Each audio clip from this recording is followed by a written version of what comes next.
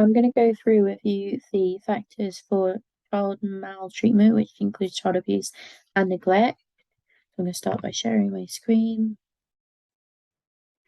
So, research, this is a number of different research, so I can share these references.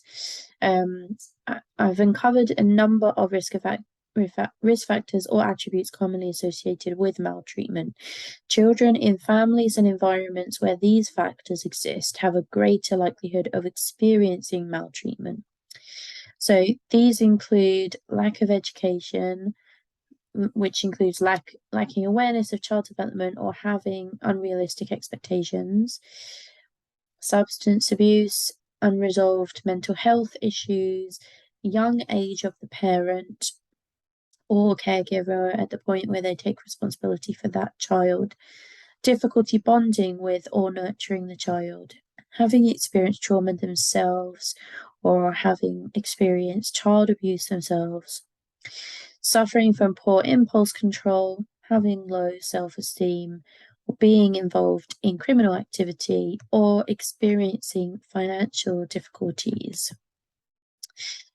So from that, we can start to map out an understanding of if a parent or caregiver has a risk, what then leads to child maltreatment actually occurring, because obviously a risk does not necessarily mean that it's going to happen. So I will share my screen again. So if we go through this diagram, we've got just as a whole group, parent or caregiver having the risk of causing maltreatment. They are either going to be cognizant of their risk of harm or they're not. Let's just go down a path at a time. So if they're not cognizant of their risk of harm, then you've kind of got two options. They are either going to actively nurture and love their child, or they're not going to try to nurture and or love their child. And obviously the happy path is that they will actively nurture and love that child. But if they don't, it could be that they don't believe they're doing anything wrong because they're not aware that there's a risk there, and they're not aware that there's something happening that's a problem, or they don't understand the impact on the child. So they might realize that a behavior they're doing is wrong, but they don't understand the impact on the child, short or long term, and maybe don't term it child abuse. And that is where child maltreatment occurs. Then we have, if you are cognizant of your risk of harm, again, you could either not try to nurture or love your child. So you could be aware of it and still not able to or try to nurture and love your child. Or you could actively nurture and love your child because you're aware of it. Or because of that awareness, you could try to nurture and love a child, but notice your limitations due to risk factor.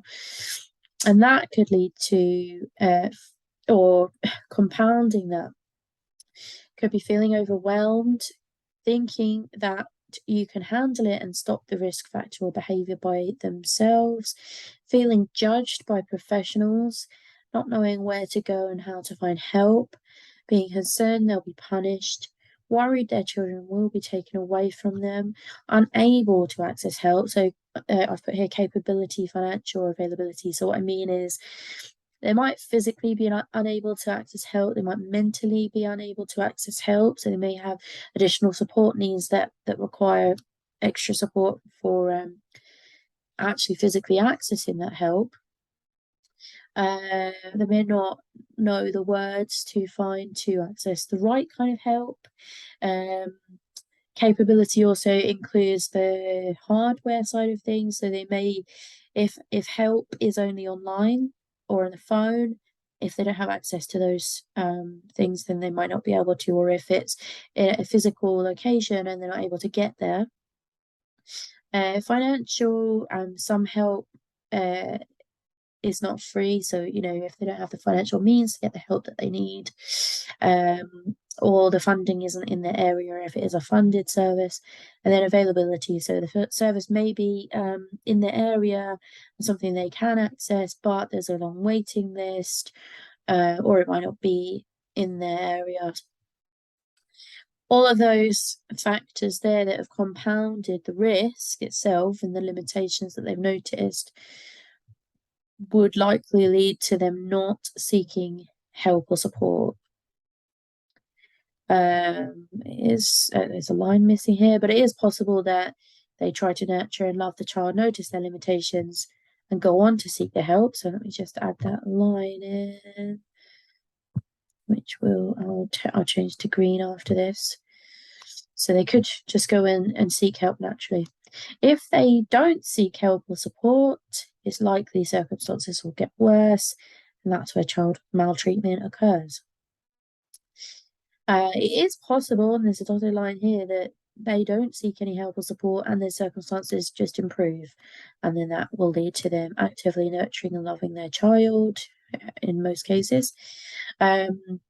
Equally, if they try to nurture and love the child but notice limitations and then they do go to seek help, you would hope in most cases the circumstances would improve and they would actively nurture and love their child. There will be situations, though, we've got line here, where they have sought help or support and the circumstances have got worse, either because the help was not the right kind of help, so they've sought help but it wasn't the right kind, or it wasn't enough, or something else has happened and that situation's got changed and circumstances have got worse. And that's where child maltreatment then occurs.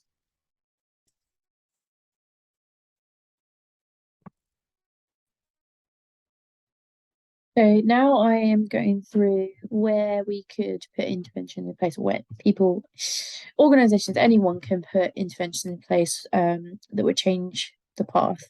So this is an example. The first one, if someone is not cognizant of the risk of harm that they pose to their child, then there can be awareness of risk factors. So the risk factors I mentioned at the beginning, which are these risk factors here, which where children in families and environments where these factors exist have a greater likelihood of experiencing maltreatment.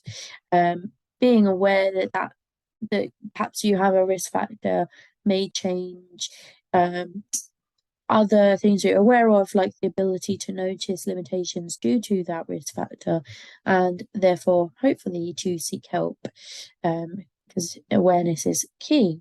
So taking that line, I'll go through each of the kind of factors to see where intervention could happen. So if they're not cognizant, then we can introduce awareness. If they feel overwhelmed, we could so there's a level of support here, not quite sure, so we'll come back to that one. Then we've got thinking they can handle it. So for example, their financial situation, they're experiencing financial difficulties.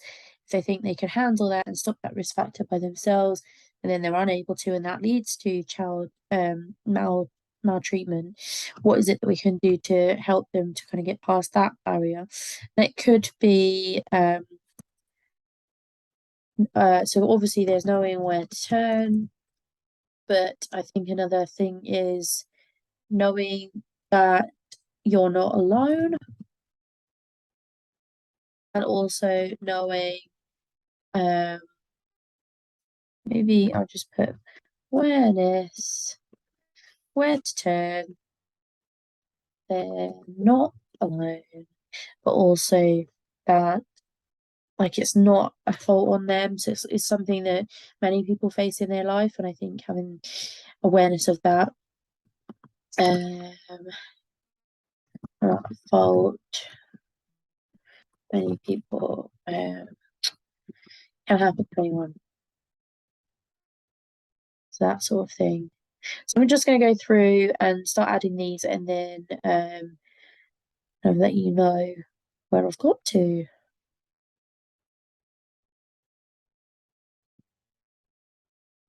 Okay, so I've gone into a little bit more detail on some of these. So going for feeling overwhelmed, we could make support as easy to access as possible. I know it sounds easier than It probably is, but it's just about, okay, for every situation where they're not accessing support because they feel overwhelmed, what can we do to improve access, making it as easy, as seamless, quick as possible when they absolutely need it.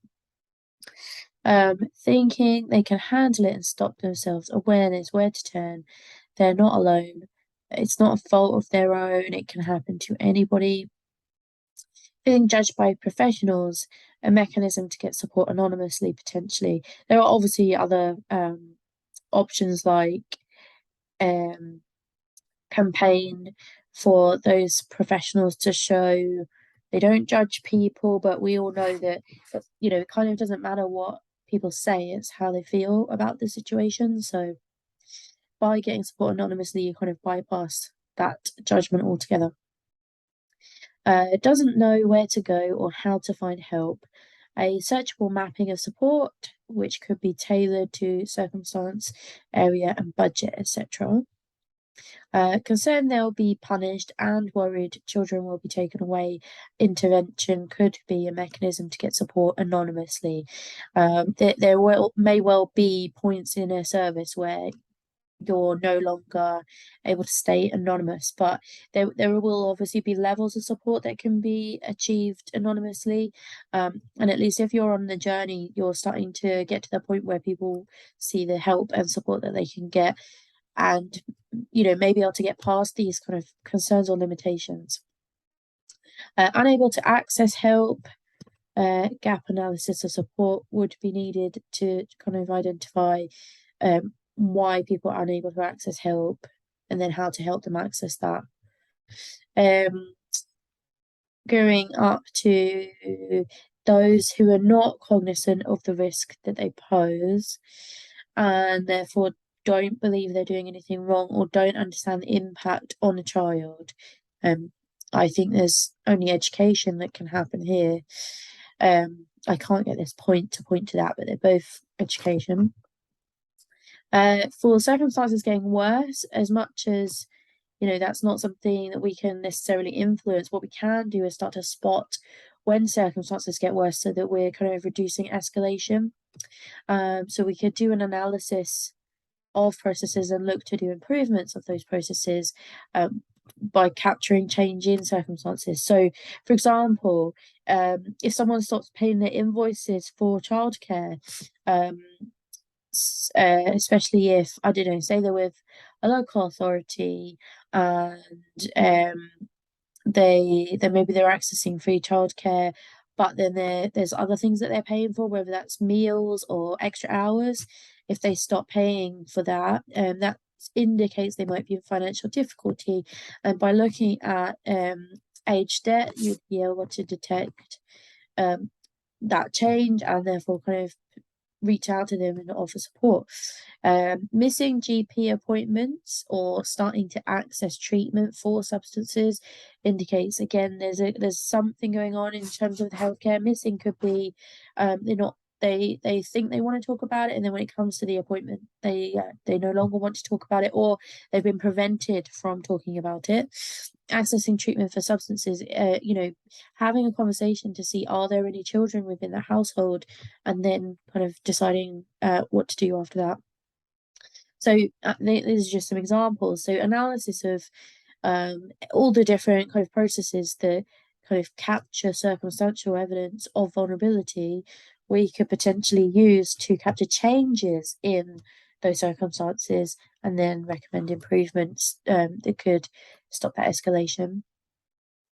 In terms of the seeking help or support, obviously, as I said earlier in this recording, seeking help or support does not mean accessing help or support. I have put a line now over here to unable to access help, but it would be key to do an analysis of factors such as seeking help but unable to access, but also they've accessed support but it didn't improve the situation, or they've accessed support and it made the situation worse.